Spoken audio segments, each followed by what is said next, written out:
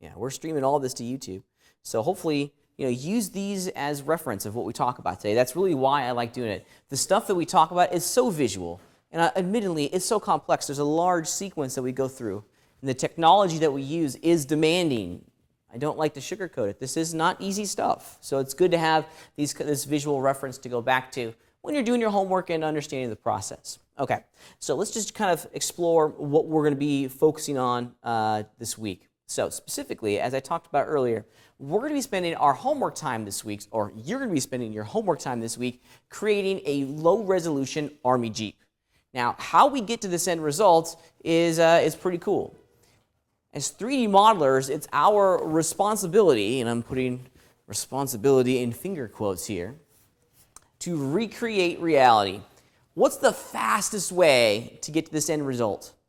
Because we want it to look real. We want our Army Jeep to look like the actual darn thing, right? So what's the fastest way of getting there? Reference images, right? Pictures. Is this cheating? No, it's not cheating, okay? This is exactly how we do it. This is part of our workflow. We are, in every sense, little digital mini sculptors. So we want to be able to leverage these awesome reference images to help us build our objects in front of us, okay?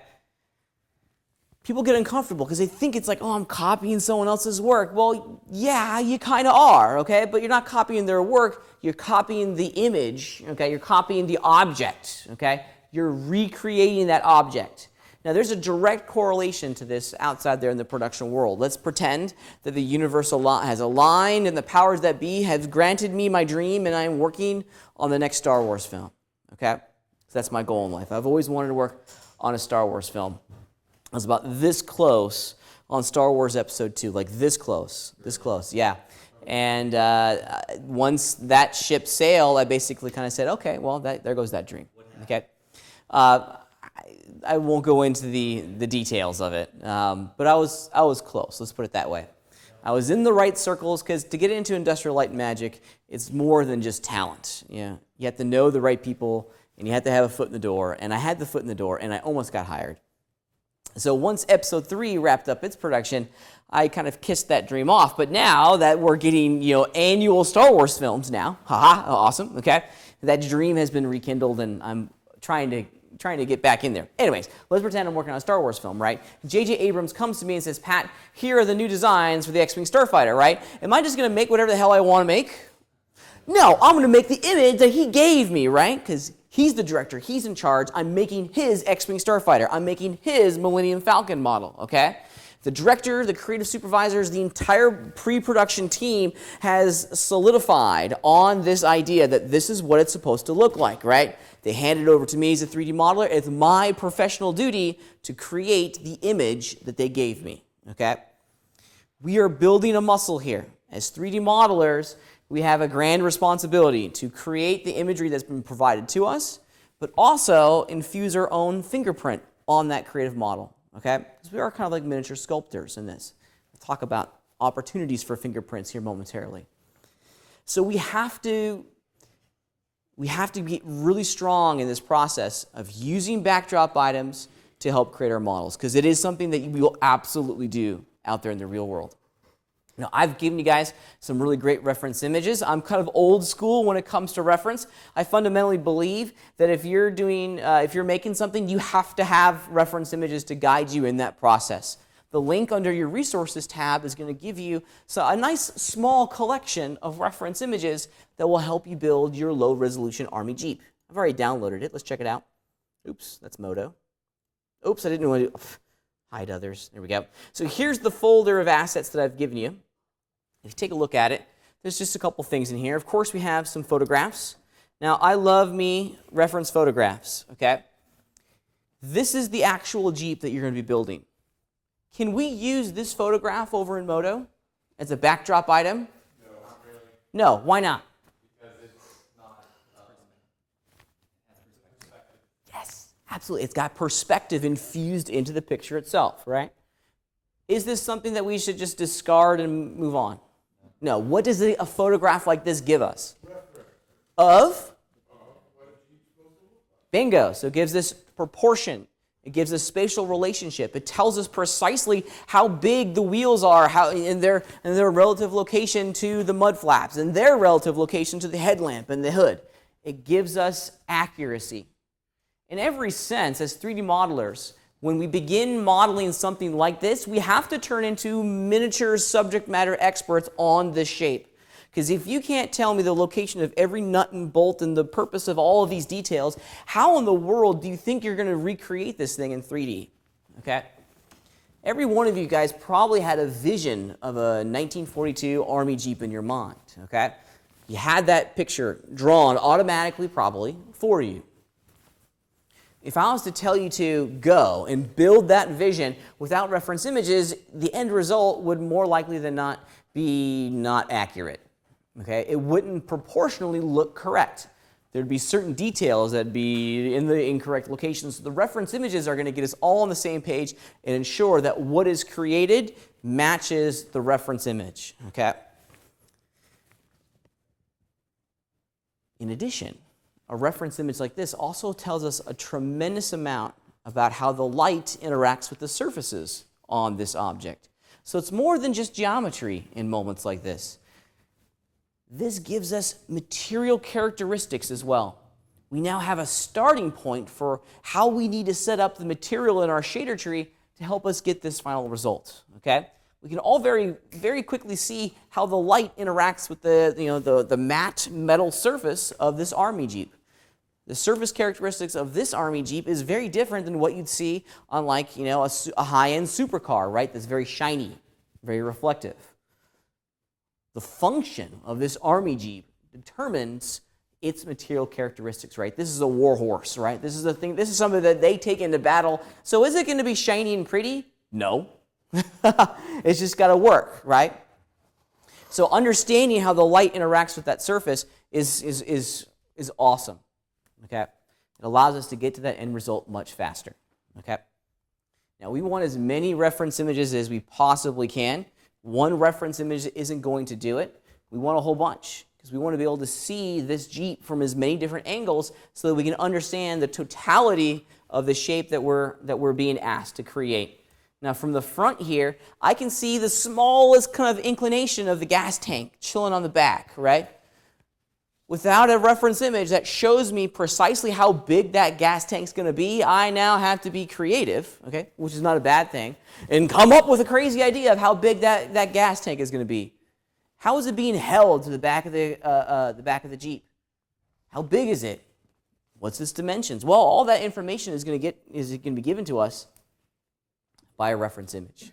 We want as many reference images from as many angles as we possibly can to help us flush out the totality of the form, okay? Now, I practice what I preach here. I've given you just a few from the reference library that I've created here, okay? I think that is actually it. I have brought my project file with me, okay? So I made this Jeep a long time ago in a galaxy far, far away, okay? And here is my reference collection, okay? We have to become a little miniature subject matter expert, and we need to have information on just about everything, okay? Including as detailed as figuring out, well, what's the chassis going to look like?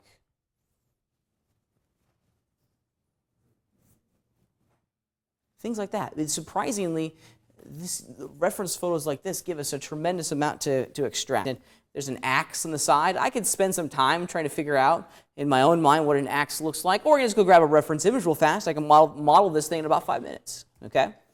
Here's the chassis. I spent a lot of time on the chassis. Here's the gas tank. That gas tank gave me fits for a while, and I'll show you why it gave me fits. It's kind of a unique shape. It's more than meets the eye. If on the surface it seems simple, but when you really start constructing it and trying to get that big X pattern in there and the 3 handles and the gas tank, it's a little bit more challenging than one might imagine. I have a 50 cal gun on the back of my Jeep. Well, what does the 50 cal bullet look like? I don't know. I've never actually picked up a 50 cal bullet. The power of Google tells me pretty quickly what a 50 cal bullet's going to look like. And then just as many pictures as you possibly can find that will help you understand the details of the object that you're trying to create. Everything. Even photographs like this we can use directly inside of our model, because now I have a close-up shot of all the dials and gauges on the control board for my Jeep. Awesome. Now the accuracy of my model is going to skyrocket. Okay. Not only can we see that how many dials and gauges we have, we can also see the bevel profiles, the rubber gaskets that holds the metal cylinder of the dial to the metal frame of the Jeep itself. We get all that information, something that we would not otherwise see unless we had a close-up image of that object. It's pretty neat, huh? I even put this detail in the final texture on my object itself. What is this thing? It's a diagram that shows you the shifting pattern of your transmission, right? Okay, pretty cool. Small. I did. These are two little clasps at the front of the Jeep that hold the hood down to the frame of the car. They're pretty big. They're big enough to warrant geometry for them. So I asked myself, well, what do those things look like? I can just barely see them in the big reference images, but I was lucky to find this fantastic close-up shot that told me exactly how they looked. Okay, and I was able to recreate that to the T in the actual model, and it all worked out pretty well. These are all the 50 cal ones. Spent a lot of time on the gun. Here's the axe. So we'll come back to these blueprints here in a minute. There's a shovel on the side. It's like, well, what does a shovel look like, right? I know what a shovel looks like, but I wanted accuracy. I wanted precision.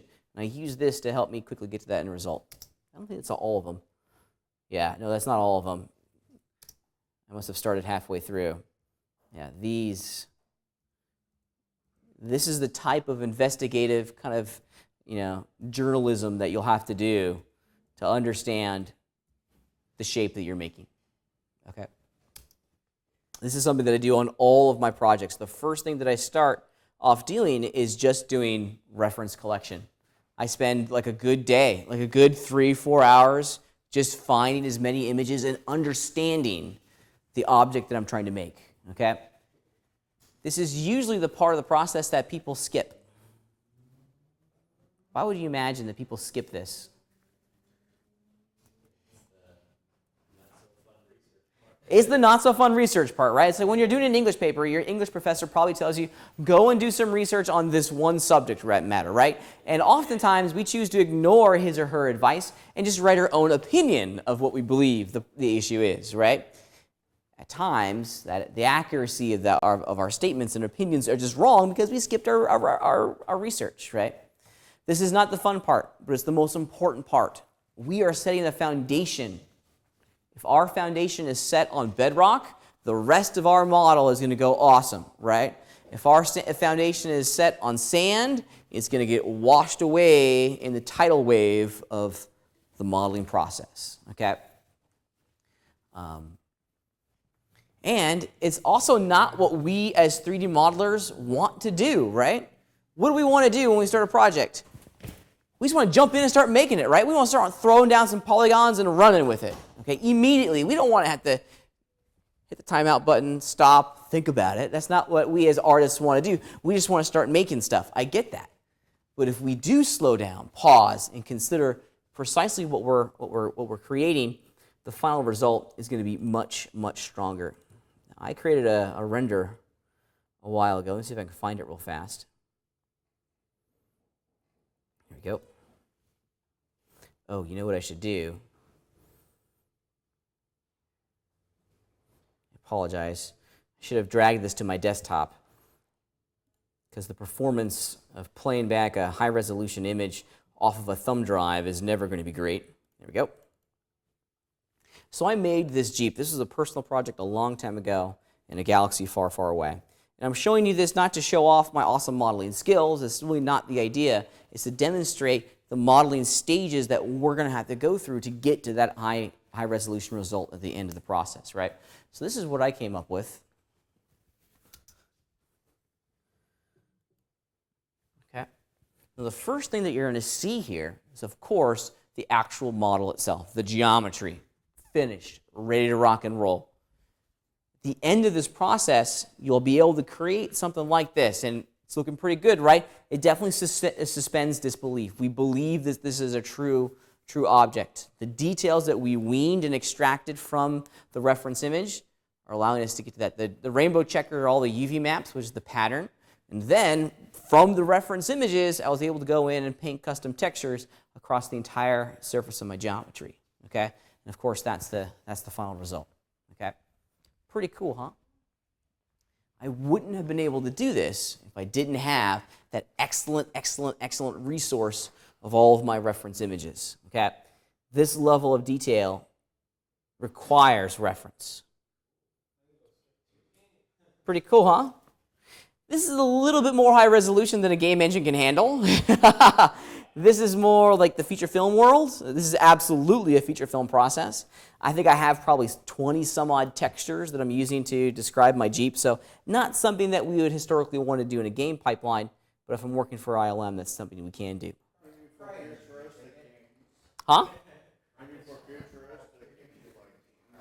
Yeah, in 10 years in the future, maybe I'll be able to throw this into a game engine, right? Not at the moment. Not at the moment. Okay. Absolutely.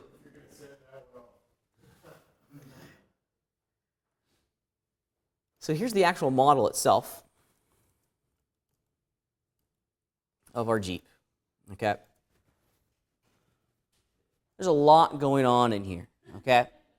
There's a lot going on in here. Okay. Every single bit of this Jeep has geometry that describes it, which is rock and roll. It's pretty cool, right? But we don't initially start here. There's no button inside of Motor that says, make me a shovel. There's no button that says, make me an axe, or even make me a tire. We have to conceptualize and figure out what the total volume of this thing looks like first, okay? The backdrop items in our scene, our reference images, are going to allow me to understand the shapes that I'm going to create, their size, and then their spatial relationships inside of our three-dimensional scene. The backdrop items, in every sense, are our map. Okay? They are our guide. If we do this correctly, if we set up this entire texture network correctly, we can get to something that's like this. Okay? I even did portions of the undercarriage, portions that I know we'd see, right? And I go kind of crazy. I go really kind of crazy. Most modelers would probably go, Pat, why are you doing, that? The screws, yeah. Why? Yeah, exactly. Why in the world did you make a model for that? Well, because I'm crazy, okay? Because I'm crazy. It's this was an academic exploration for me. There were some things in here that I was just, for lack of a word, playing around with just to see if I could do it, to keep my skill, pretty sharp. You're going to find that the moment you stop modeling is the moment things get rusty. So I always have a personal project in process to keep me, keep me on the streets, as they say, right? Okay. I would, as much as I love my mother, I would not like to go back to my mom. No. Okay. This is a great example. My 50 cal. I said to myself, I wonder if I can make this all one piece. And, a majority of it is one piece. That is all one piece, which is why all the wireframes look as crazy as it does.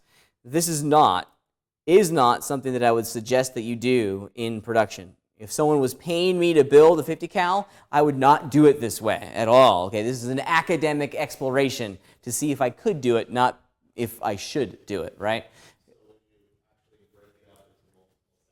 Absolutely. It looks pretty fantastic, right? Looks awesome, actually. But that awesomeness comes at a price, a big price, actually, a big price. The weight of just the 50 cal. I shouldn't do this. You get 26,000 polygons describing just the weapon itself, the 50 cal. That's a little high. It's just a tad bit high, I think, but it's.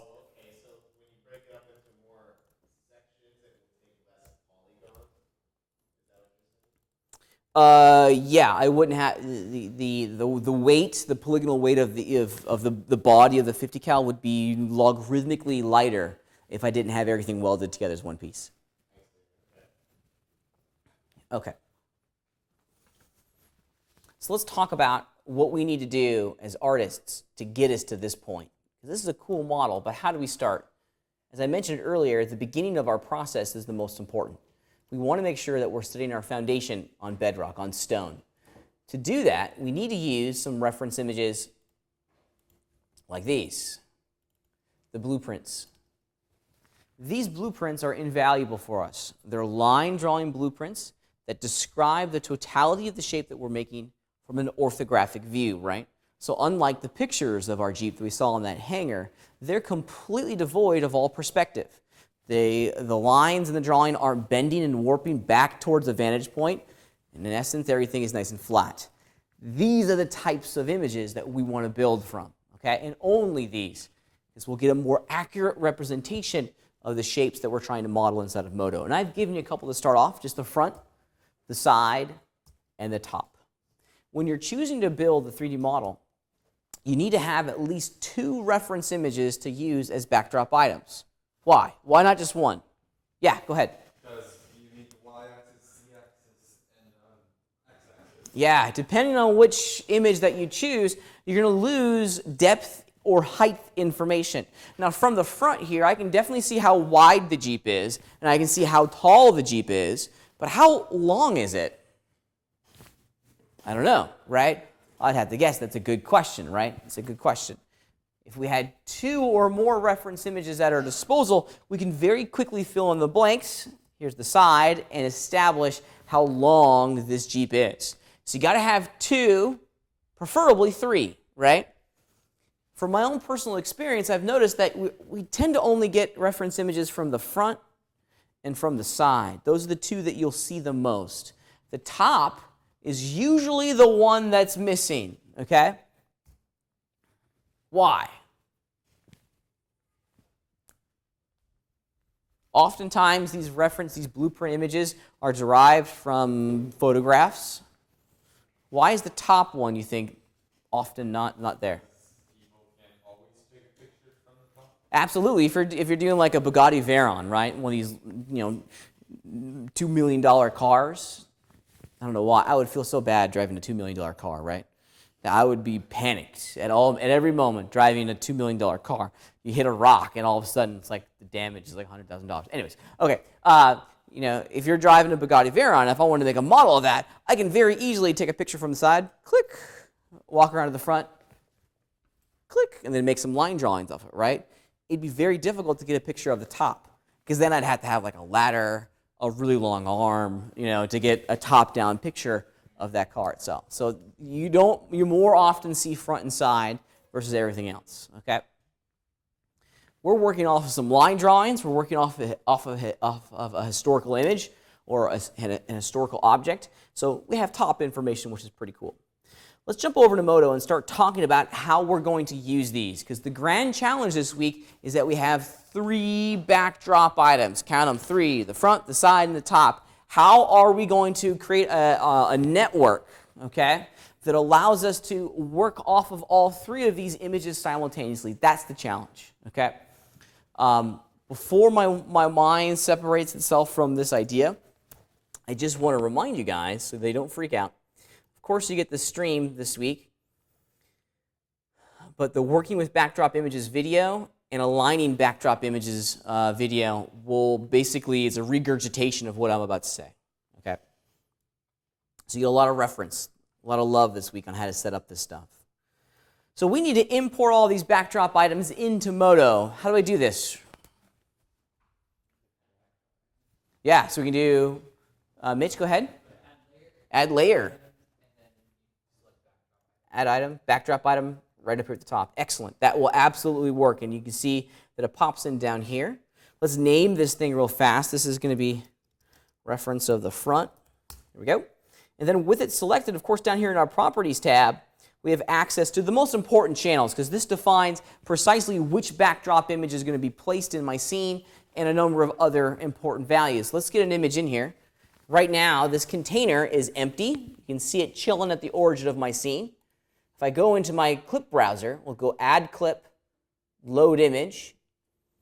Let's go find the front image. There it is. Ah, there it is. Wonderful. Wonderful. Okay. So that's a way of doing it. What's another way of doing it? Left click, drag and drop, man. I love drag and drop. I'm a Mac guy. So the drag and drop paradigm is kind of infused in my brain, right? I love that digital manipulation of our data. So I'm just going to grab my side backdrop item, and I'm going to left click and drag it from the Finder window into my OpenGL window, my browser, and it's not going to do it. Let's try it again. Hello. It's just going to be a little dork today.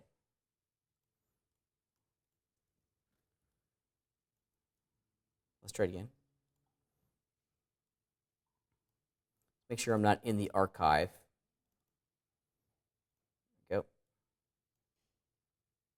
Okay, so it's choosing not to do it. Let me just restart Modo. Because if it's choosing not to do that, what else is it going to not do for me?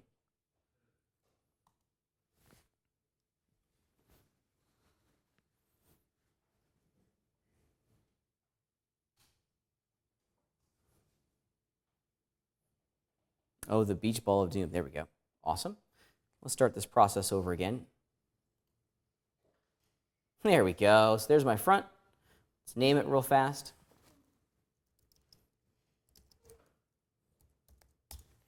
And here's the left. There we go. And now we're up and running. Immediately, you can see inside of my OpenGL viewport here that we have a very large problem. What is that problem? Well, they're all showing at once. And they're not pointing the right direction. So they're not pointing at once, and they're flashing in and out, okay?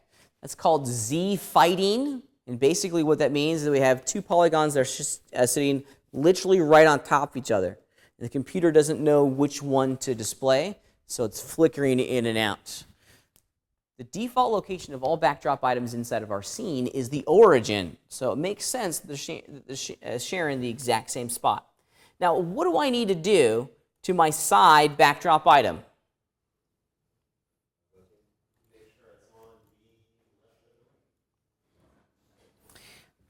When working with backdrop items, we want to resist the urge to rotate our items. Visually, that's the result that we're after, right? We need to rotate this thing 90 degrees. But here's what I want you to try very, very hard to avoid doing. Going into your transformation channels and physically rotating it 90 degrees. The guys down at the Foundry, they have thought out our entire process. They know exactly the role of backdrop items, and they understand how we as artists are going to use them. So they've given us this fantastic feature called projection type. Projection type. It's over in our backdrop options, in our properties tab. And if I was to jump over here, check it out. Right now it's front, but if I change it to like right, let's see what happens. Boom, check it out. It automatically rotates the image for me. Now in doing so, we've actually enabled and told Modo to do two different things. The first thing, rotate the image. But also, when we jump into the right view of our three-dimensional scene, so let's just change it here real fast. Perspective, right. Check it out. Bloop. Now we're exclusively viewing any backdrop item whose projection type value has been changed to right. And this is what we want. When we jump over into our orthographic views, I only want to see the right image. I don't want to see the front image. I don't want to see the top image. I just want to see the right image. Okay?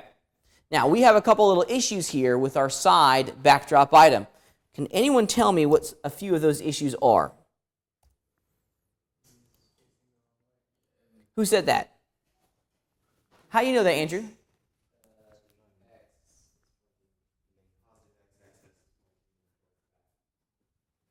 Right, and you're absolutely right. It's the z-axis, not the x-axis, right? Now, from our earlier conversations in this semester, how would you describe on our grid the location of the front of our scene? Where is the front of our world? It's the positive side of the z-axis, right? The front is positive, the back is negative, right? Which direction is the front of the Jeep in the picture facing right now? Negative Z. How do you know that, Rob? Well, there's a little compass down Yes, I love that you brought up the compass. This compass is fantastic, right? The compass is my most favorite part about orienting backdrop items because these little lines down here are like arrows. They point towards the positive area of that axis, right? Now with our hands, you just, like we're landing an airplane here. Okay, flagging them in. Which way is positive Z? Everyone point to it. This way, and thank you for that stupid class participation moment. So which way is up? This way is up, right? And this way is positive Z, okay? They're arrows. Think of them like arrows, and it makes it a little bit easier to understand kind of your spatial global orientation of all this stuff, okay? There's one other thing on the grid that tells us where the positive and negative side of the X, or in our case, the Z axis are. And if you look carefully over here, it's kind of small. It's probably easier to see on your local desktop. But there it is. It's a little negative Z. Look and use both of those two icons to help you figure out what you need to do with your backdrop item. So what do we need to do, in essence? Flip it. We just need to flip it around, right? Flip it around. Now, do we want to rotate it? Going into the transform channels and physically rotate it 180 degrees? No, don't do that. Okay, we don't want to do that. We want to try to avoid touching our transformation channels as much as we can. Once again, the guys down at the Foundry are awesome. They've given us in our backdrop item properties, flip. So watch what happens to my Jeep when I flip it around. And unsurprisingly, bloop, now the Jeep is facing the right way. Okay? It's important as we add all of these backdrop items into our scene that the front of each one of the pictures be facing the front of our three-dimensional scene, okay? Make sense? Yeah? Rock and roll. Yes, sir? I'm not getting to the top image yet. Haven't done the top image, so let's go ahead and do the top image real fast. I want to return to look at my scene through a perspective view. Here we go, and haha, things are looking pretty great. Excellent. So let's add the top one in. I'm going to once again return to my tried and true drag and drop. Bloop. And now let's start changing all the options of this top reference item to get where we want to go. So ref, top, that's just how I do it. I always put ref in there so I visually understand that this is a reference item and we're looking at the top of this reference item. What projection type am I going to enable here for this picture? Top, yes. Absolutely. And you can see immediately that the computer rotates it for us. Now, let's look at our scene from a top view and see what we need to do. Okay, so pop quiz, what is our issue here?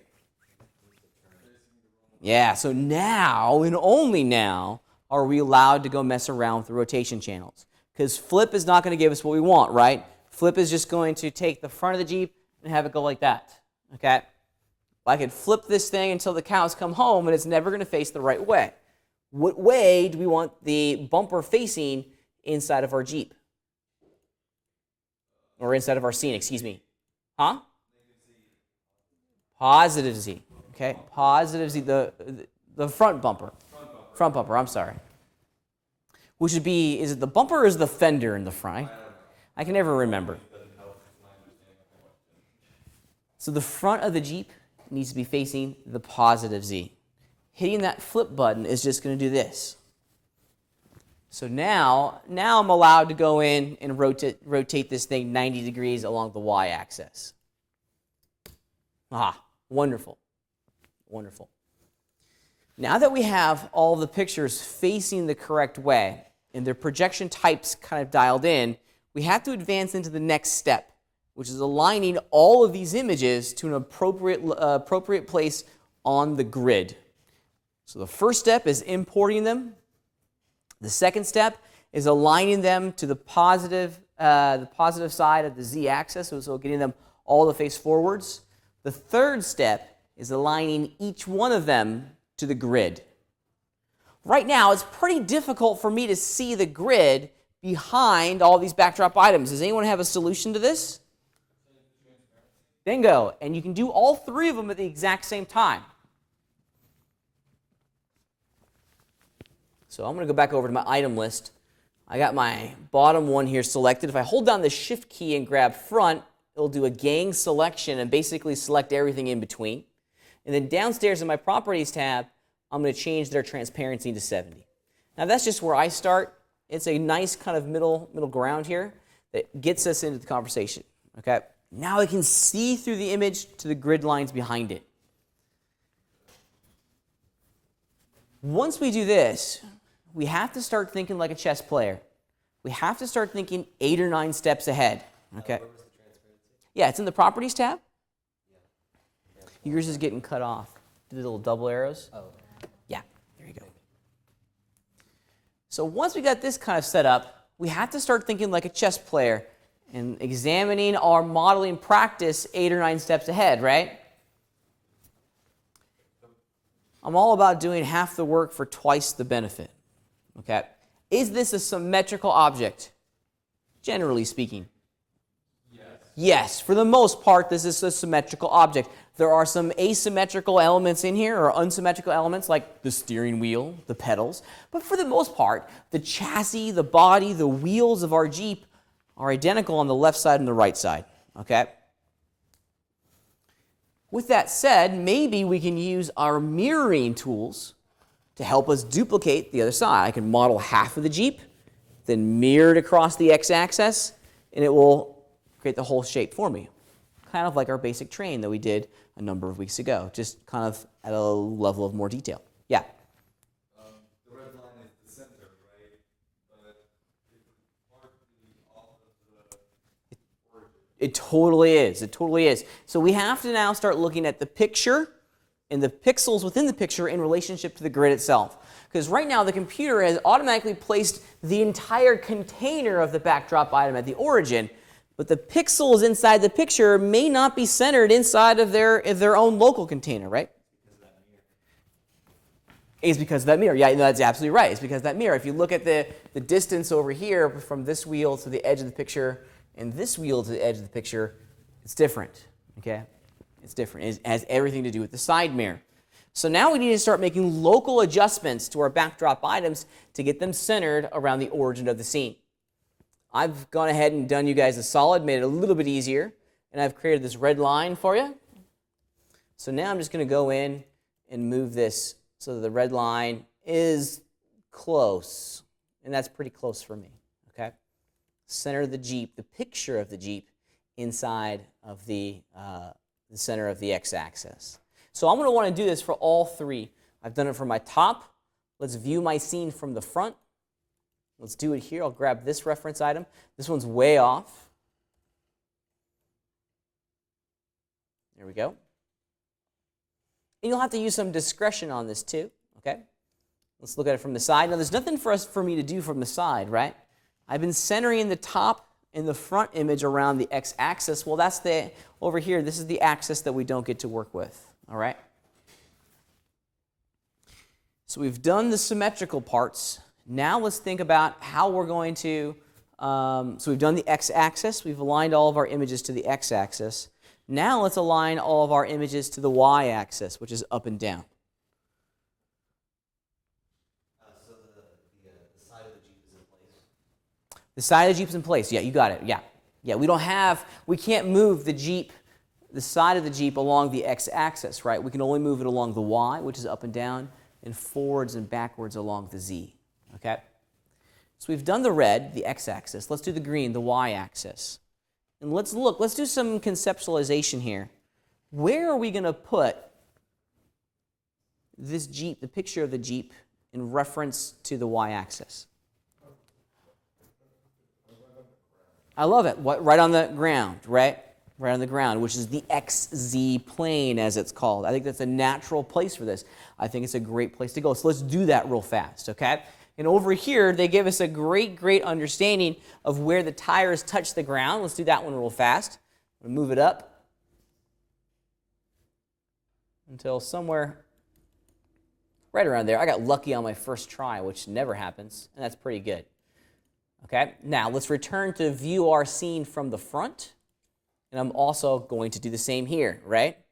So I want the wheels touching the top or sitting on top of the ground. All right. Now, of course, we can't do that on the top image because we don't get an indication of the y-axis here. Yes, sir? How did you change the transparency for all of them at once? I haven't all selected. Yep. Yep. Transparency. No, you're going negative. Yeah.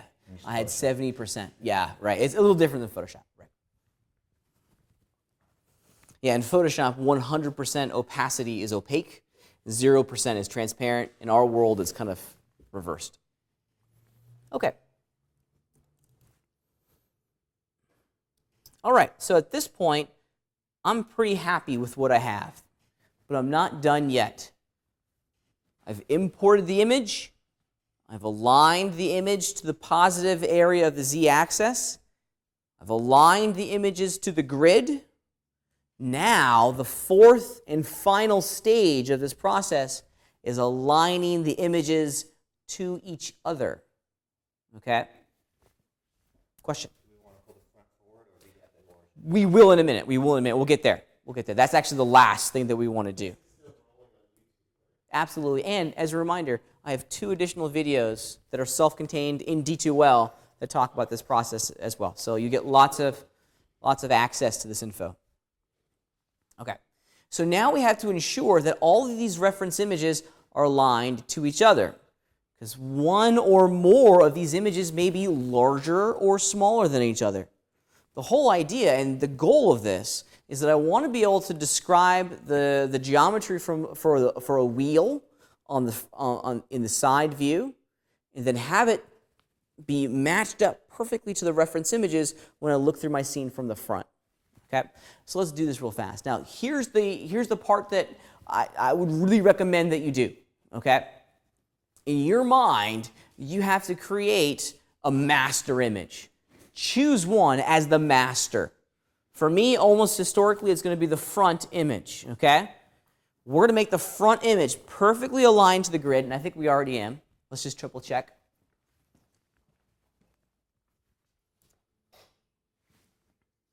Oops, excuse me. Let's look at the scene from the front. There we go. And I'm good to go here on the front. I really am. Okay. So now, in my mind, I'm going to lock this image down, and I'm not going to touch it again. Okay. We're going to be aligning the other 2 images to the front.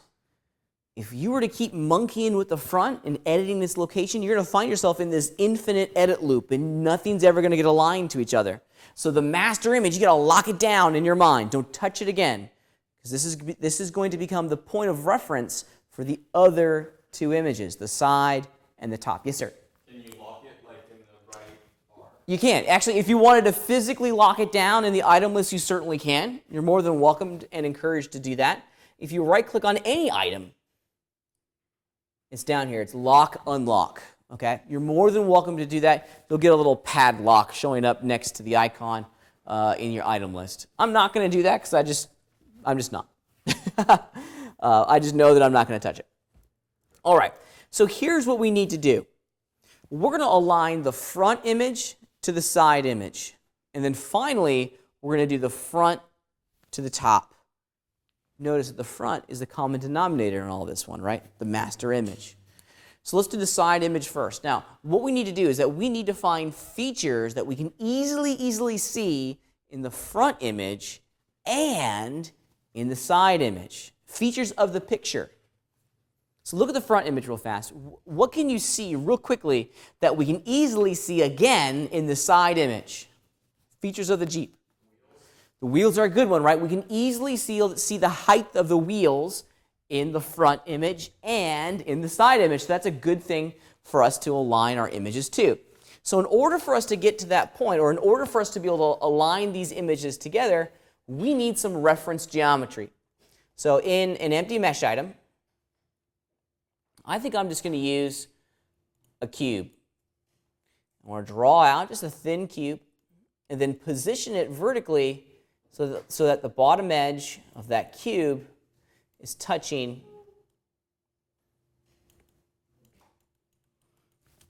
and I'm going to just go into polygon mode here.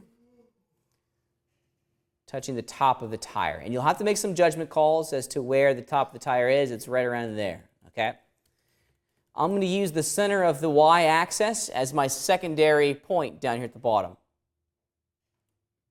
And I shouldn't do this, but I can already see that I'm off. There we go. Now I'm good. All right.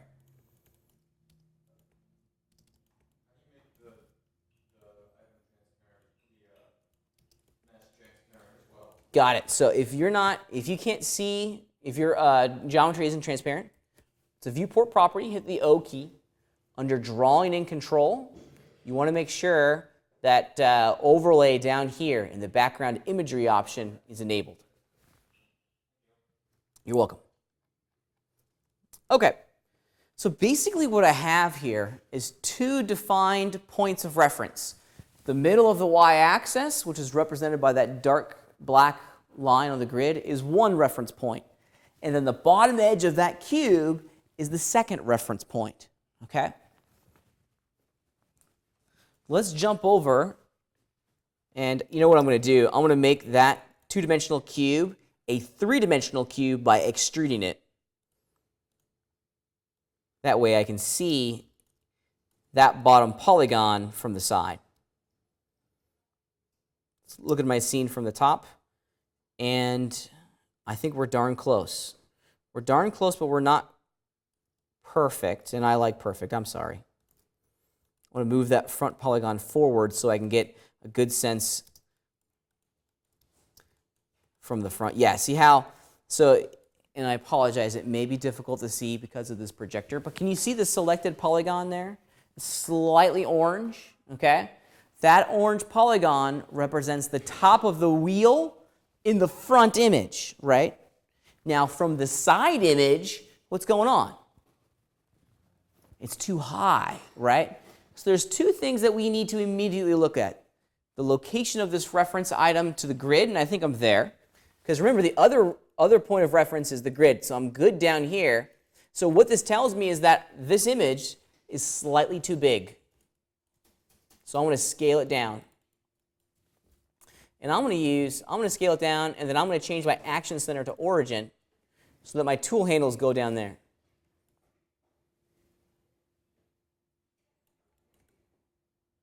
And that makes me happy.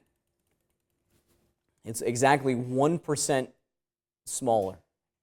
That makes a difference. Awesome. So now I know that the size of the front photograph and the details in that picture match the size of the second photograph. I know. Give me a round of applause.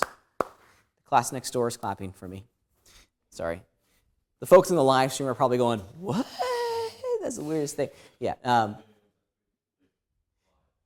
So what we're trying to do here is just get the front picture, the details of the front picture aligned to the exact same detail that we see in the side picture.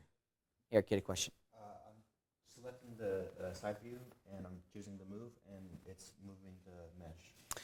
It's moving. Go ahead and move it for me. Now, we don't want to move it. Yes, it's doing the mesh. It is doing the mesh, which is interesting. Oh, you're in polygon mode. Go into item mode for me. Yeah. There you go. Yeah. Okay. All right. So we need to do the exact same thing, once again, from the front image to the top image. So let's return to the front. What can we see here in the front that we can absolutely see in the top picture? Features of the Jeep.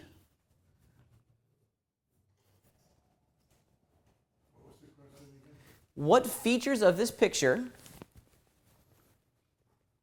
can we see in the top picture? Steering wheel. We can see the steering wheel, but there are other probably... Windshield. Windshield's a good one. The hood. Well, maybe even the most visible one. The front bumper's a good one. I like the front bumper. Let's do the front bumper, right? Now I'm choosing to go with the front bumper or the outside of the wheels because those shapes are flat, okay? Steering wheel gives me, that's a circular shape. It's also at an angle. I could get a false read pretty quickly on that. But the bumper and then the sides of the wheels, those are planar shapes. Excellent points to draw reference to.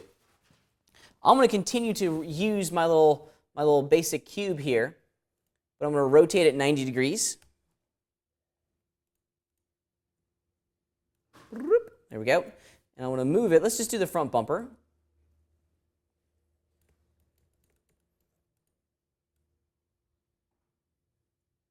There we go. That's good for me.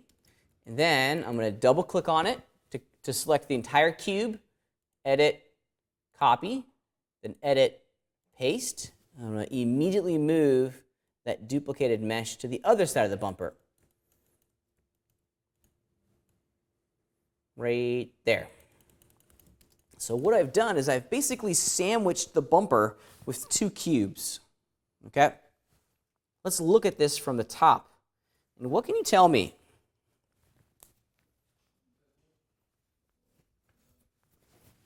Well, the top one is a little bit to the left. They're not centered, right? They're not centered to each other. Yeah, we thought they were, but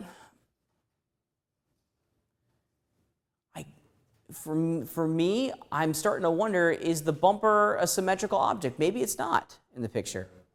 The wheels may be better. The wheels may be better because those are definitely going to be symmetrical objects. Otherwise, the car would roll down the hill wobbling like this, and an automotive designer is not going to do that. So let's do the outside of the wheels real fast. Let's go back to the front. You can very easily see the outside of the rims. Right there-ish. Okay, grab this one too, double click, move it real fast. And there we go, that's close. Let's look at it from the top. And now we can more easily see the problem that we have in front of us, right? What is my problem? It's too big. Yeah, the top image needs to be scaled down. There's no way that I can move this top image left and right to get it to fit inside of those two reference cubes that I created in the front. So now I'm going to go in, grab my item selection mode, boop, hit the 5 key, great way of doing it quickly. Scale it down one more time. I'm actually going to scale it and move it ever so slightly. Now what this means is that I'm going to scale it down even a little bit more. There we go. Yeah, I'm happy with that. However, if you look at the grid lines now, in comparison to that red line, are we there? Are we on it? No. These backdrop items are kind of like the pirate law. They're guidelines, right? They get us into the ballpark. However, these blueprints are always going to be infused with human error. Okay? Were these drawings created from a CAD program? No. Were they created by an engineer? No. They're a draftsman, an artist. That's what a draftsman is. It's an artist. It's a person with a whole bunch of fancy pens and some rulers. That's really all it is. Not that I'm discounting or discrediting their experience, because it's more complex than that. But it is an artist. It is a person. There's a very high likelihood that this person just drew this image wrong. There's a very high likelihood that this person drew this picture unsymmetrical. Okay? Yeah. There's a likelihood. Okay?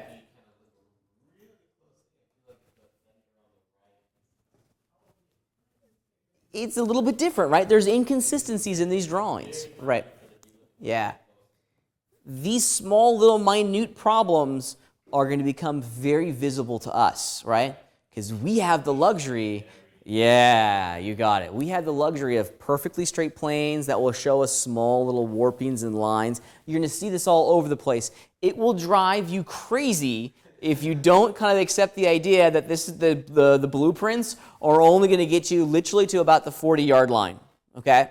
And then it's your job as the artist to take it all the way into the red zone and into the end zone, okay? If you try to make it perfect, you're going to be noodling with this for about 4 hours, and then it's still not going to be right, okay? Yeah. Crash. Yeah. Ding, ding. Crash. Good. Now let's save. Always save. Save and save often. I feel as though I need to have a poster in this that says save and save often. Right. Right. Exactly. Save and save often.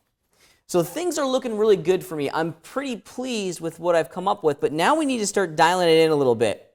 I'm going to get rid of my reference planes. And here's what I want to try. I want to test my alignment. And the best way to test the alignment of all these reference images in conjunction with each other is to physically start modeling like the wheel. Now, I'm not going to go crazy on the wheel at the moment. I'm just going to use the cylinder tool to flush out the overall shape.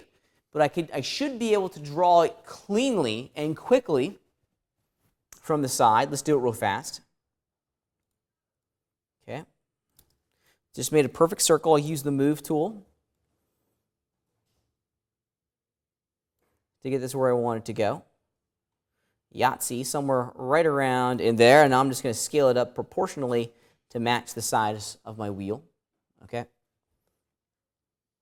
Let's look at it from the front. Clearly, that polygon is not where I want it to be, so I'll move it over just to the side here, and I'll extrude it to make it a three-dimensional shape.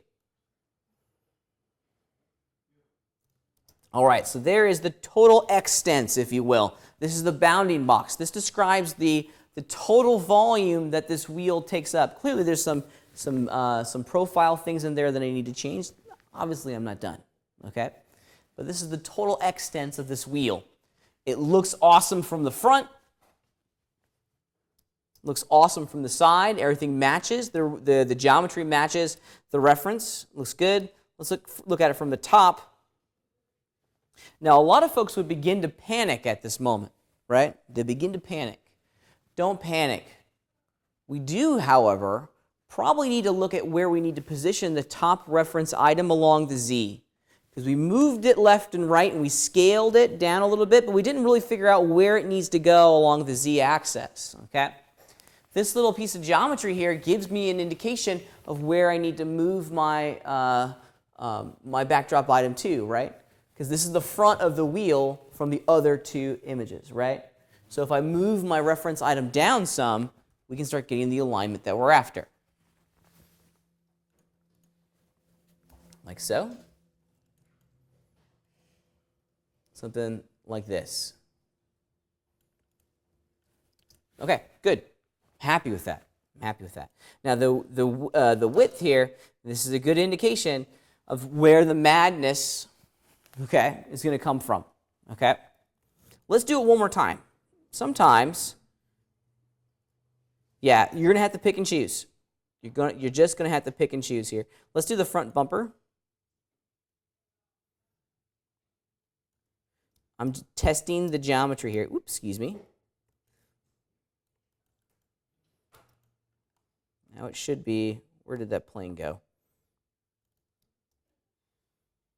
There it is. Let's extrude it out a little bit here. There it is, wonderful. Put it roughly into position there. Yeah.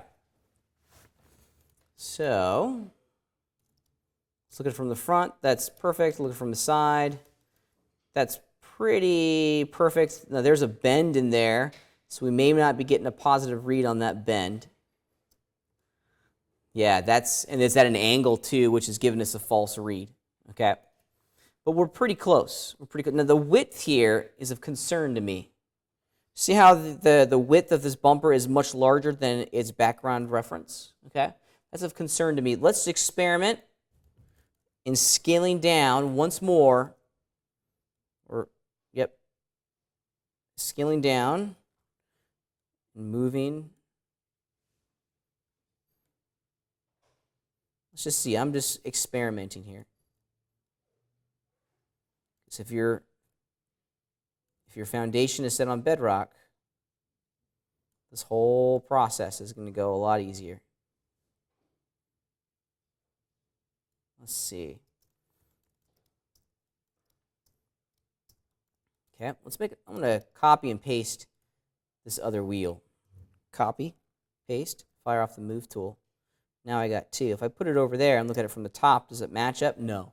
So that scaling that I did a minute ago was all for naught, okay? The wheels on the top image are physically thicker than the way the artist drew the wheels in the front, okay? This is one of those elements that will drive you absolutely crazy. Okay, it'll drive you crazy. So I'm actually going to go back in time a number of steps, hit undo, till the cows come home. I think that was somewhere right around in here. Okay. and I'm going to move on. I've noticed that with most backdrop item kind of networks that you create, 2 of the 3 are going to be dialed. They're going to be perfect. But that third one, especially if it's coming from a hand-drawn backdrop item, it's a coin flip whether or not it's going to work. Okay? Because this image was probably made in the 60s. Okay? They didn't have computers back in the 60s that would draw this stuff for us. Okay? I'm going to use the top one to help me flush out the spatial relationships, but it's already shown me that there's some massive inconsistency problems that I'm going to have to battle. Welcome to our workflow. Welcome to our world, especially when working with hand-drawn reference images. And the majority of them are going to be hand-drawn. Questions? One final thing. As you can see, as I start to place some geometry down in my scene here, it's getting crowded. It's getting very crowded, actually. Okay? And I need to start, I want to have the origin of the scene where my model resides completely free of all of these images. I don't want to necessarily see them. But then again, I just spent a significant amount of time aligning all of these backdrop items to both the grid and to each other. So I want to move these images out of the way, but I have to be careful, right? If I'm not disciplined in this moment, I'm going to mess up their alignment. So here's the trick. I want to push all these reference images away from the origin so that I exclusively see my model. If we jump in, I got the front reference image selected here. And if I look at my scene from the front, the compass tells me which axis I can move this reference image along without having to worry about messing up its alignment to the rest of the images. Okay? Which axis is not represented in the compass right now? The Z. So I can push this backdrop image along the Z, and it's not going to get messed up. Okay? Let me show you.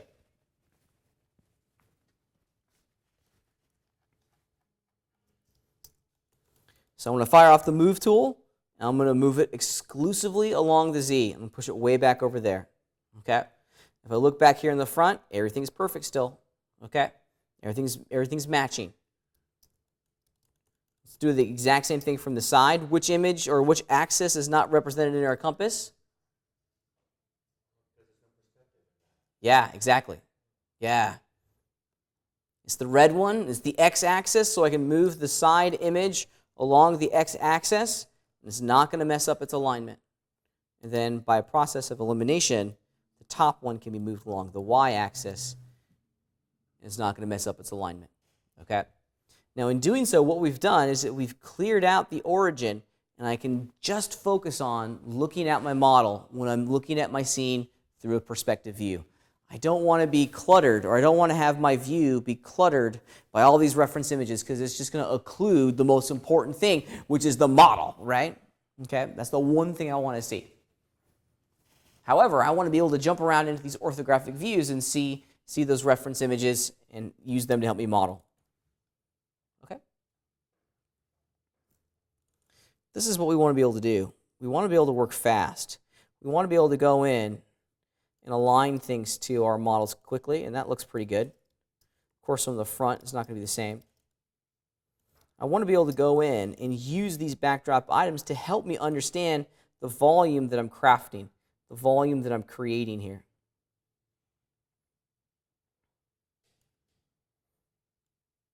So there's the total width, total height and length of my Jeep. If I look at it from the front, very quickly. Now, this is actually kind of a, you're going to both love and hate this. If you look at your Jeep, it actually tapers.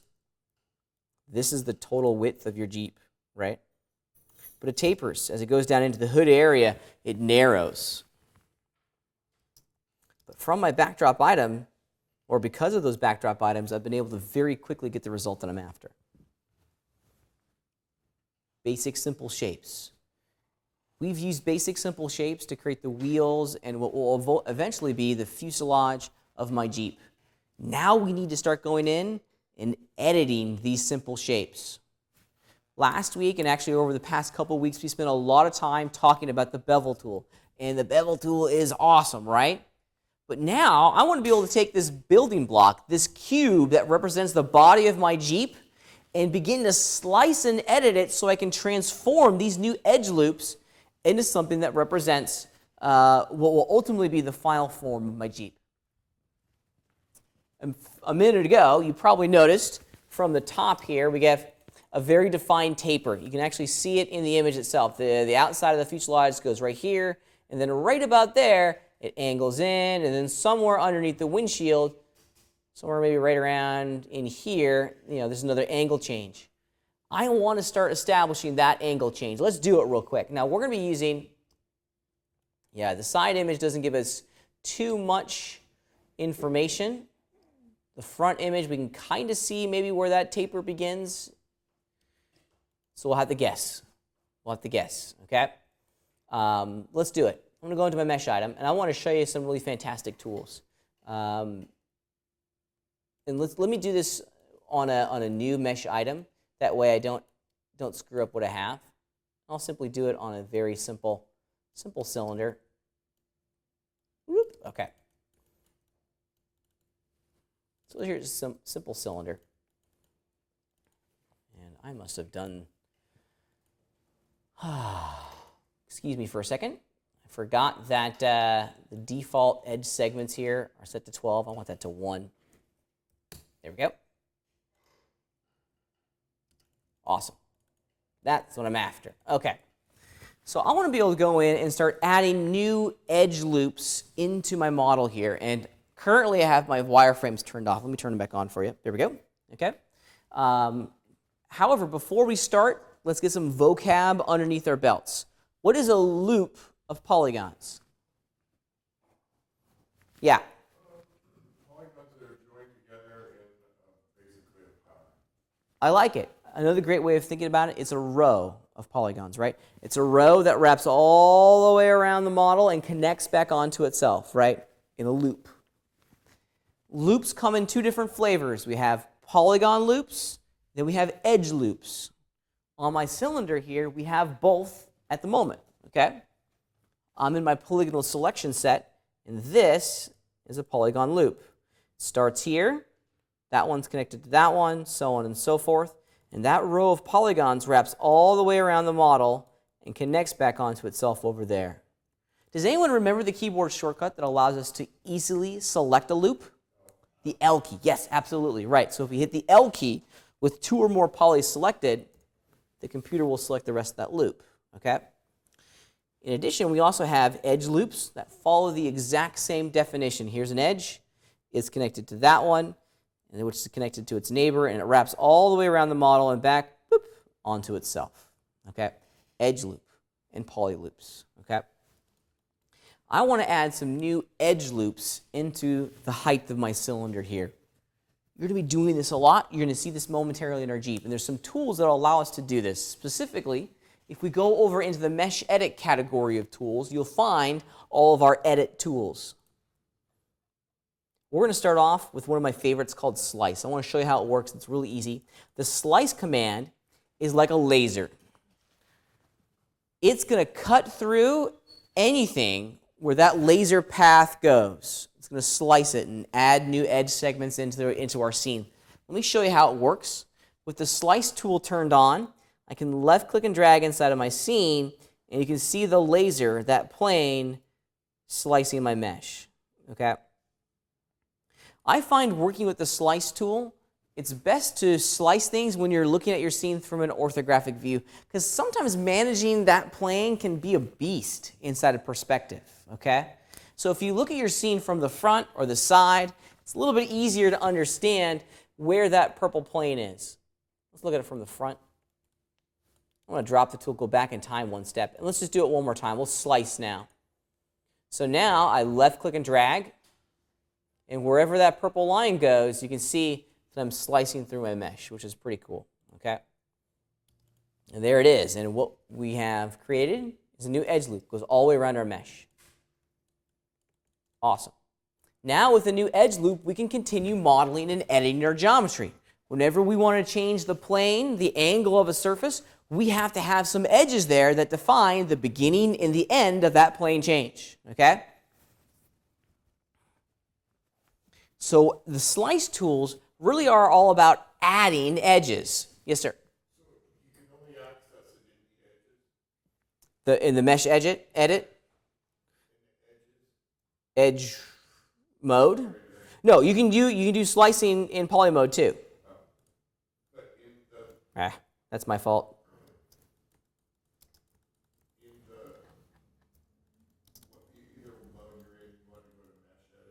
Yeah, it's the mesh edit category or collection of tools. Yeah. You got it. You got it.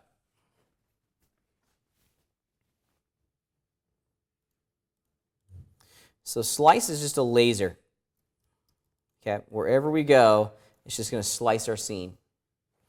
When you're looking at your scene from an orthographic view, it's really easy to define and understand how this laser is going to be slicing your mesh. Okay? Now, buyer beware. Look very carefully what's going on here. These little blue handles define the beginning and, of course, the end of our laser. You want that purple line to go all the way through your mesh. Okay?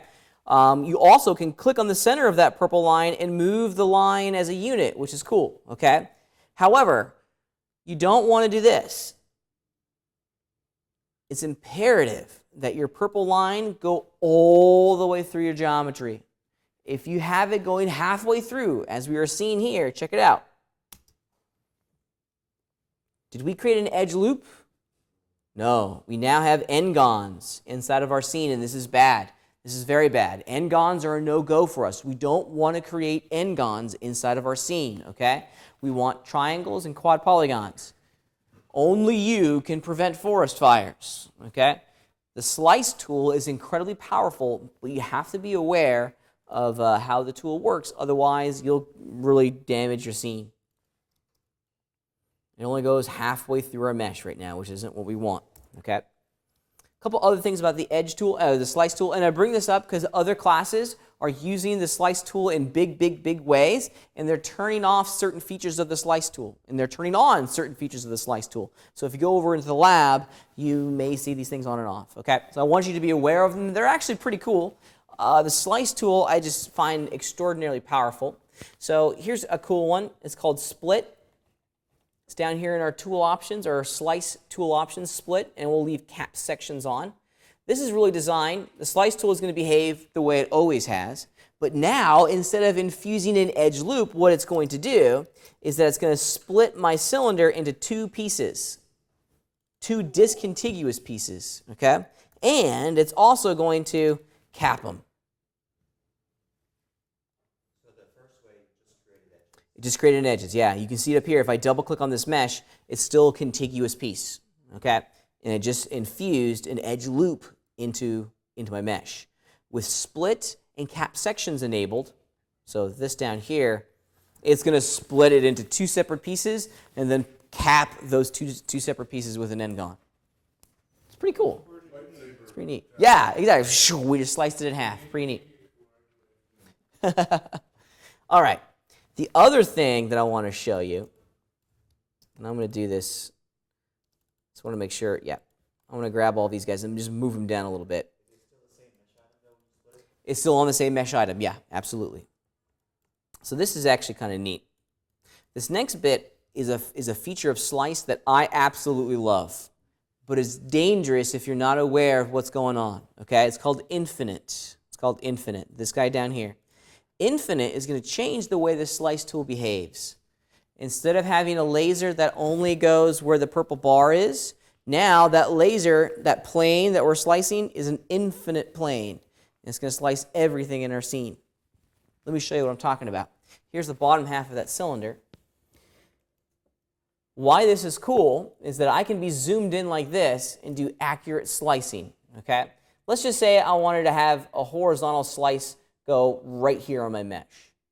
Without infinite turned on, I'd have to zoom out, get it centered, and basically do this. FYI, if you hold down the control key before you left click, you can constrain your slice to horizontal and vertical, okay?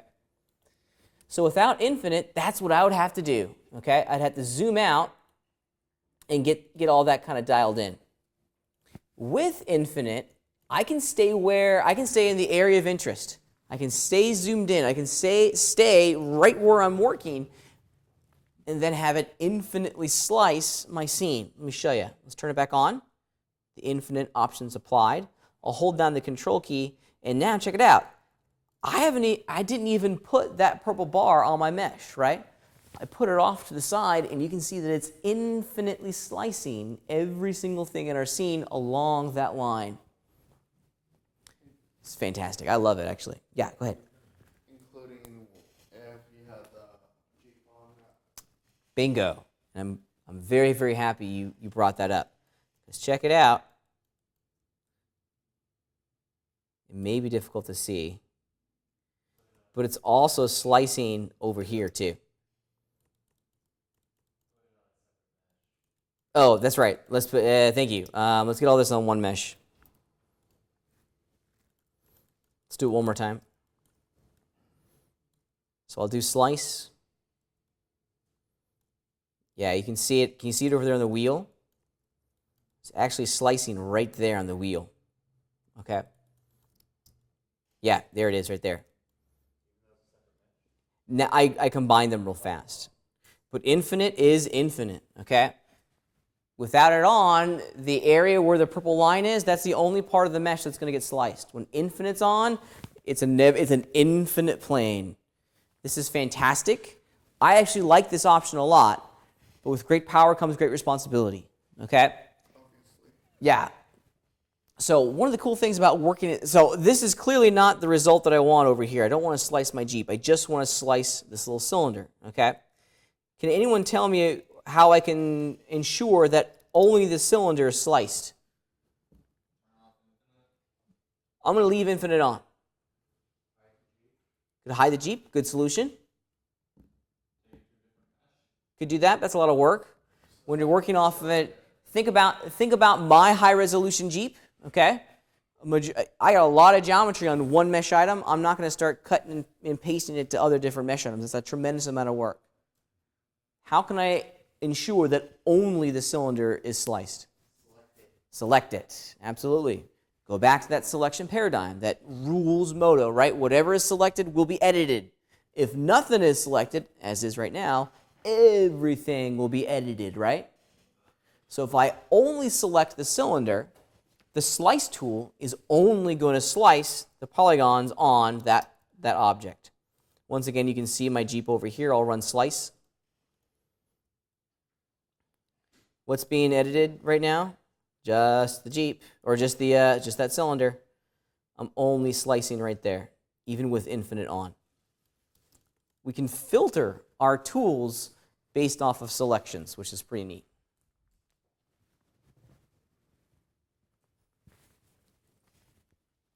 Use the slice tool. It's a fantastic, fantastic tool. The next one that I want to talk about real fast is the edge slice. Now, edge slice is a really neat one. Edge slice is basically going to allow us to slice, is to do custom slicing inside of a polygon. And here's how I would suggest that you work on it, or work with it. Put your cursor on an edge. You can see it goes light blue, and then left click with edge slice active. I can drag up and down. That yellow dot represents the beginning of a new vert that's going to be created on that edge. Now we're slicing between edges now. So if I go over to its partner on the right, and then left click again, you can see what's going on. It's slicing in between those two dots.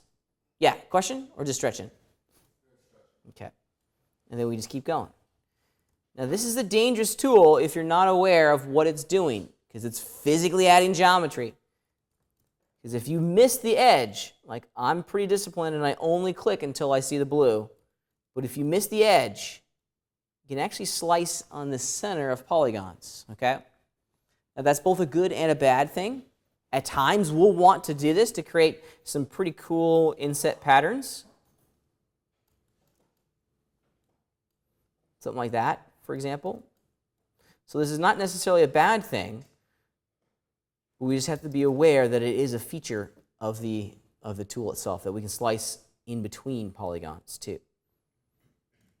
You're gonna like working with edge slice. Is that slicing all the way through the other side? That's over? It's not. In this case, it's only slicing where I'm clicking. Okay. And naturally, I can continue beveling this out. and life is good. Or in, yeah, either way will work.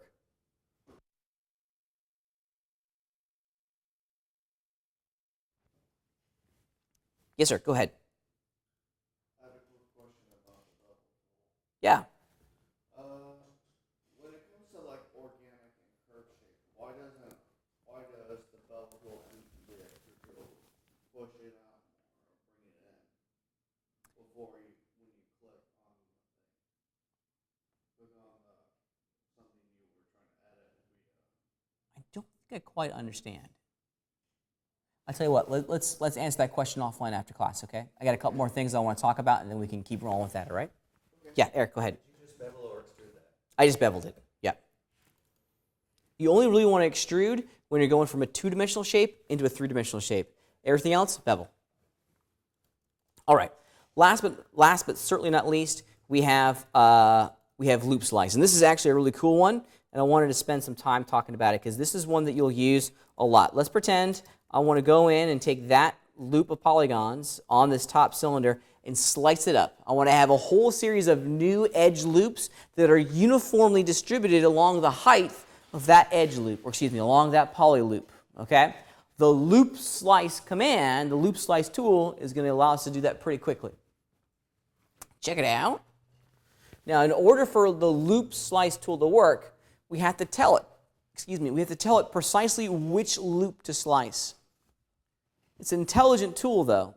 So you only need to select 2 or more polygons on the loop. Note that I'm not selecting the entire loop. The computer is going to do that for me, okay?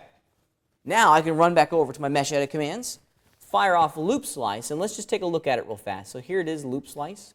Keyboard shortcut Alt-C, or Option-C here on the Mac. Now we have 3 modes that we need to be aware of with the loop slice tool. We have uniform, free, and symmetry. We're going to start with uniform, and note that my count is set to 5. The count represents how many new additional edge loops are going to be sliced in to the selected poly loop. Once I click inside of my OpenGL viewport, you'll see what I'm talking about. Bloop. And there we go. Let me deselect, drop the tool, and now I vertically added new edge loops into that part of my mesh, okay? If you examine their placement along that poly loop, they're all an even distance from each other. They're uniformly distributed across the height of the poly loop that we're editing. Pretty cool, huh?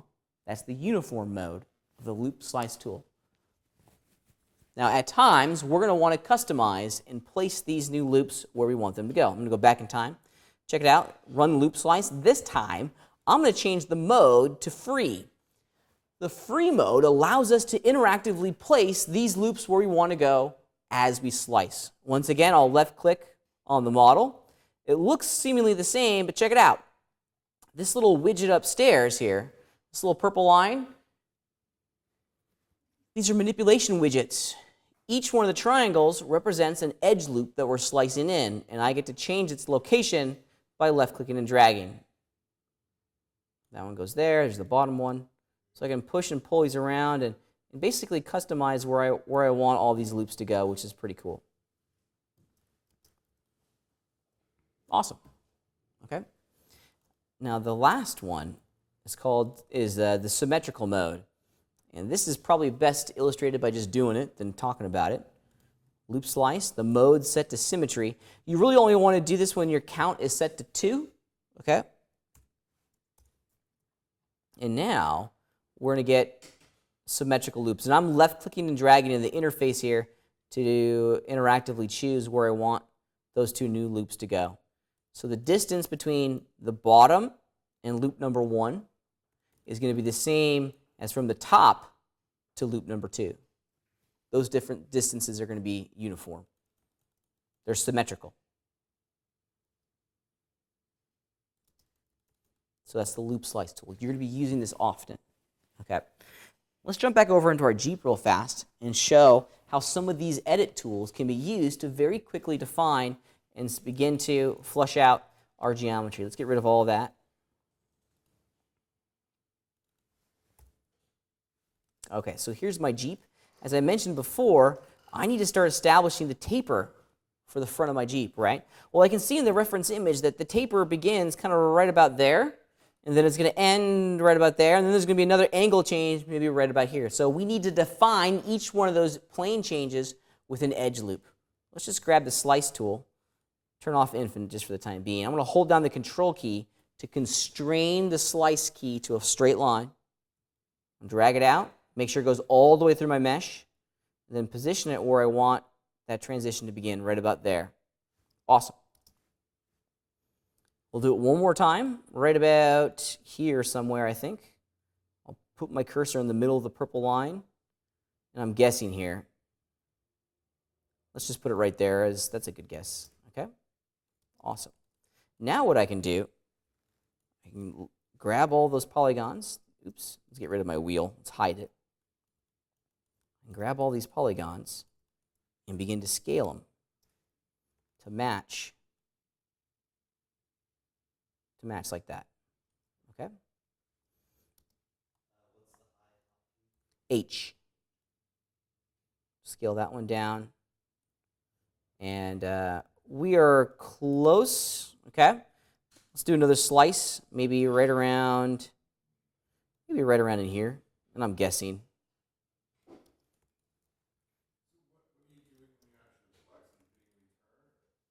No. So what I'm doing when I'm slicing, of course, I'm just firing off the tool. It slices my mesh. You can see that slice happening right there. So when you let go of it, or when you hit the space bar, that's just then it makes the final slice. You got it, yeah. Yeah, so once I drop the tool by hitting the space bar, I'm done. And what I'm left with is an edge loop that I can continue to edit. And I'm being incredibly anal here. I probably didn't have to do this, but me being me, I'm going to have to do it. There we go. Now you can see that we've started to define the profile of my Jeep from the front. But now I have to define the profile of my Jeep from over here. Okay? So I got some slicing in here that I need to do, right? If you look very carefully, you can see that the grill of the Jeep actually comes up and comes at an angle. I'll need to define that angle change with a slice. Okay, I'm actually going to use loop slice in this one. Loop slice. The mode is going to be set to free by a count of 1. That way I can interactively place that loop by left clicking and dragging. And I think I'm going to place it right about there. Awesome. I'll grab a couple more polygons, do an additional loop slice, Option C. Yeah, and now I've started to zero in here. Yeah, go ahead. Question, comment? No. Now I've started to zero in on probably where I need to go with some of these edits.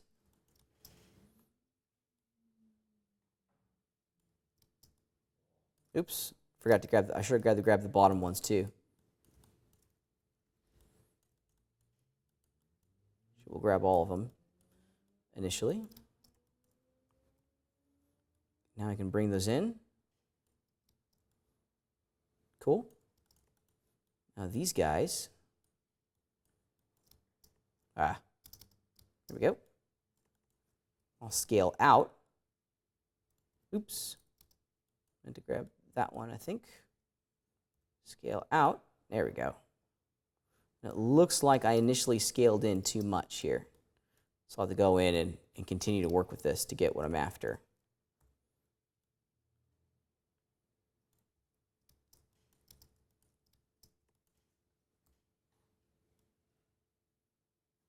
There we go. That's good enough just for the first couple minutes here. We're on our way. Now the other one, of course we have a lot of work left here to do, right? Let's talk about the wheel well, because the wheel well and the interior cabin is going to be something that we're going to need to look at, okay? Now how in the world are we going to design the wheel well for my Jeep?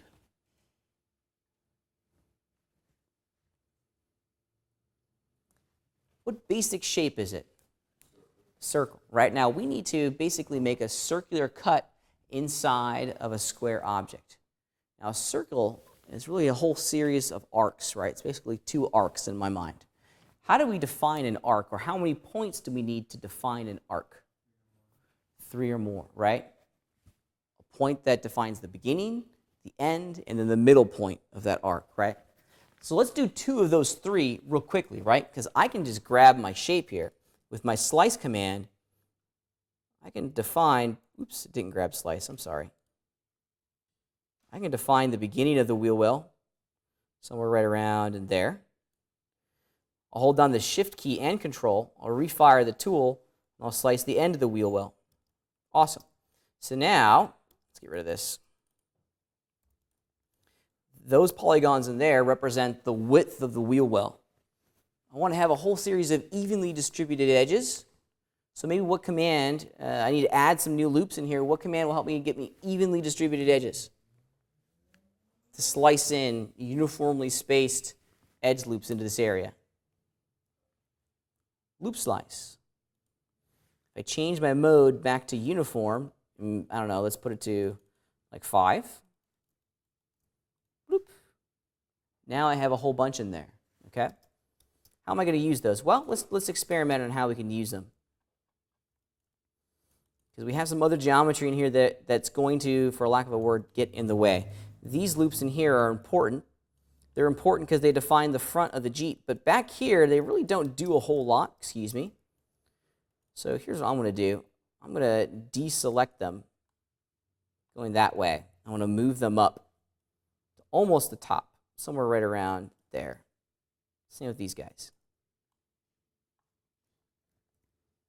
We have to keep them. We can't delete them because they define this profile up here at the front. Okay? Now that I've moved them out of the way, I'm free to go in and begin taking these fellers in here.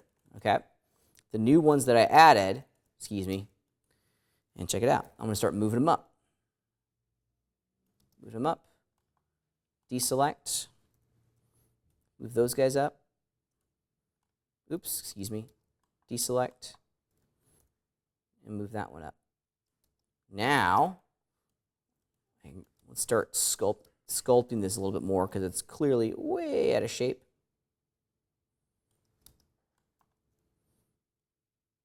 Something like this. Now, there are other and more powerful methods of getting to this end result, but at its most simple form, this is kind of what we're doing. There's the beginning, if you will, of the wheel well. This is the type of editing that I want you to do for your Jeep this week. Start with basic shapes, slice it up, move those edge segments where you think they need to go. In every sense, return back to that kindergarten-like mindset. Okay? I'm a big believer that everything that we need to know, we learned in kindergarten, right? Kindergarten's such a great, I would love to teach kindergarten, not that I don't like teaching you guys, right? But the problems of a 5-year-old are far better to deal with than the problem than adults, right? Yeah, it's so much more fun. You know, for a 5-year-old, it's like, I dropped my banana, and their world like crumbles. Trust me, I have a 3-year-old and a 6-week at home. My son drops his banana, and like his entire world just like crumbles around him, right? Because I dropped my banana. Those are problems that I would love to deal with on a daily basis. But anyways, in kindergarten, you're not limited by experience yet. So your mind is able to freely navigate and creatively put all these pieces together. Don't think about the end result. Just freely navigate this organic process of creating simple shapes, slicing these simple shapes, and then moving those new edge segments and those new verts to their appropriate location in reference to the backdrop item. Okay? It's not that bad if you just take it one edge loop at a time. Use the thing between your ears, okay? Your brain and your eyeballs, and you'll do pretty good. If you look at the examples that are provided to you on the assignment sheet on D2L, that should give you kind of a nice direction as to the detail level that we're after here. This is kind of the basic train, but on steroids. It's the basic train, but with more detail, okay? It's still going to be pretty blocky. It's still going to be pretty simple, and that's what I want you guys to do. In every sense, this assignment is forcing you to focus on the form, the volume of your total shape than just simple unit primitives and spheres and cylinders. About the adding text option in the basic tool form.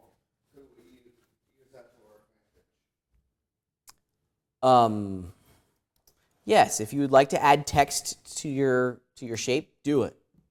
Do it. Yeah. Sure. Go back in time. It really is. A lot of folks they try to make it more difficult than it really is. So just grab an edge, look at your reference, and then place that edge where you think it needs to go. Right there. Maybe right there. Just using the move tool. So I initially sliced it, right? I initially loop sliced it to get these guys in here. They're all nice and evenly distributed. Okay? And then I'm just going back in and grabbing that bottom edge and I'm moving them to reference. You can move them up. I want to move it down a little bit. My brain is telling me that they need to go down. The one in the center needs to be in the center. But all these other guys can get pushed around a little bit. For this week, there are other ways of achieving this result to give you a perfect kind of distribution here. But for this week, I think that's what we're going to do. Yeah, I just used the slice tool. Just slice, and then I loop sliced it in the center to get everything nice and evenly distributed. Yeah. Other questions? Okay. As a reminder, there's two things that we're doing this week. You're doing, of course, the rough Jeep model, but you're also going to be doing the beetle alignment. This is basically the backdrop setup process that we did for our Jeep, just with a new project. Okay. Align all the backdrop images to each other. Create very simple test geometry, and I mean a cylinder. Okay. Maybe a cylinder for one of the legs, just to prove to yourself that everything is aligned, and then upload the LXO to the Dropbox on D2Well, okay? Now for your homework, of course, you're going to be uploading your Luxology project file, and of course a render of your final finished result. We're not actually shaping the beetle. You're not actually modeling the beetle. I would just put Basic shape. basic shape, and it could be just one cylinder to test to see if the body is in correct size to the reference image. That's it. Test geometry, like we did at the beginning of the Jeep process. Okay? Questions, comments? Can you finish this phrase how you put it? Start with basic shapes, and then slice those basic shapes with edge loops, and then move those edges to where the reference tells you to move those edges. Just take a one edge segment at a time, if you will. It's a good place to start. It will be on YouTube in about 10 seconds. The moment I hit stop, it gets archived to YouTube. It's pretty fantastic. All right, good luck. We'll see you next week. And please visit me during office hours if you get stuck. I'm here to help. I really am. I sat with someone for about an hour and a half today, so